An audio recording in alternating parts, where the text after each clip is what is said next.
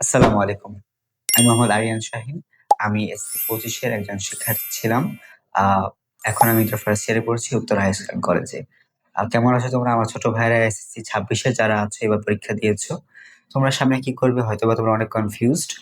আমি তোমাদের কোনো উপদেশ দেব না। শুধুমাত্র আমার যে স্টোরিটা এটা বলব। আমি এসএসসি পরবর্তী সময়ে কি করব বুঝতে পারছিলাম না। দেখলাম যে আমার ইংলিশে অনেক বেগ পেতে হয়েছিল। অনেক কিছু মুখস্থ করা লাগতো প্যারাগ্রাফ, এসে। লিখতে পারতাম মানে লিখতে পারতাম এটা কিরকম যে মুখস্থ ছাড়া একটা লাইন লেখা সম্ভব ছিল না। আ গ্রামার পুরোটাই হচ্ছে আনসার শিট নির্ভর। আনসার শিটে যেটা আছে এটাই সঠিক। নিজে থেকে যে গ্রামারটা সলভ করে যাবো ওরকম ক্যাপাসিটি ছিল না। তো তখন বাবা-মাকে বলি তখন তারা বলে, "হ্যাঁ, দেখো কি করবা?" তখন অনেক খোঁজাখুঁজির পরে একটা প্রতিষ্ঠান পাই এনলাইফিং।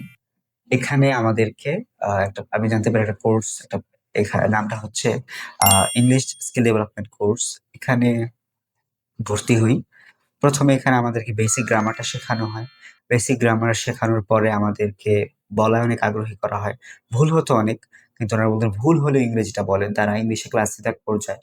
তো আস্তে, আস্তে আমরা বুঝতে পারি যে না ইংলিশটা আমরা বুঝতেও পারতেছি যেহেতু তারা বলছে ইংলিশে, ইংলিশ শুনছি।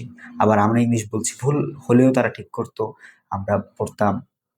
এক পর্যায়ে আমাদের সেন্টেন্স গুলো ঠিক হতো। তারপরে আমাদের লিখতে বলা হলো। দেখলাম যে তারা আমাদের যেন আমরা ভালো করে লিখতে পারি ১ম থেকে একটা কাজ করা হয়েছে। সেটা হচ্ছে ডে 1 থেকে আমাদেরকে vocabulary দেওয়া হতো ৫ টা ১০ টা করে।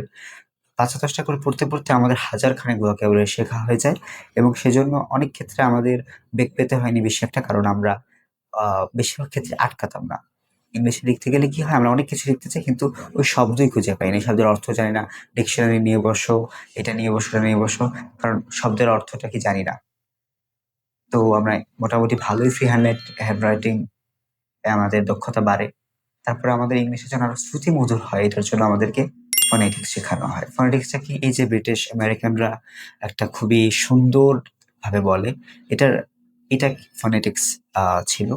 আমরা দেখতে পারলাম যে আমরা বাংলাদেশে আমাদের যে শব্দ, আমাদের যে অ্যালফাবেট গুলো এটাই আমরা ভুল উচ্চারণ করছি। সাউন্ড, উ সাউন্ড, সাউন্ড, সাউন্ড।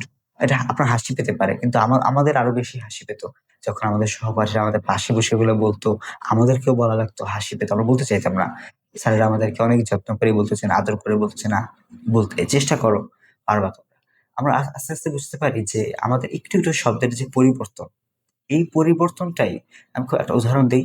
আমরা বলি ডি-এ-ওয়াই, day, ডি-এ-ওয়াই, ডেই।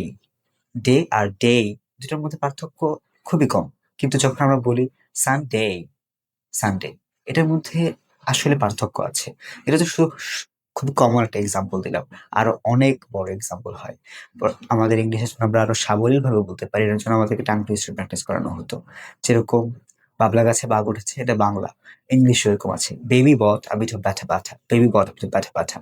Nine nurse nursing nicely. আমি কি বললাম? Nine nice nurse nursing nicely. Carlos cakes a curly corner cake. Carlos cakes a curly corner cake. এগুলো আমাদের ইংলিশকে আমাদের মুখে যেন আমরা সাবলীলভাবে বলতে পারি সেজন্য। পরিশেষে আমি বলব আমি অনেক উপকৃত হয়েছি। আমি একজন বাংলা মিডিয়ামের স্টুডেন্ট ছিলাম। কৃতজ্ঞ আমি তাদের প্রতি। সেখানে আমি ইংলিশে বিতর্কও করেছি। কিছু ভিডিও আছে। চাইলে দেখতে পারো কমেন্ট বক্সে। এই কোর্সটি করার পরে আমার আর ফিরে তাকাতে হয়নি। আশা করি তোমাকেও হবে না। আশা করি তুমি সঠিক সিদ্ধান্ত নিবে। আসসালামু আলাইকুম।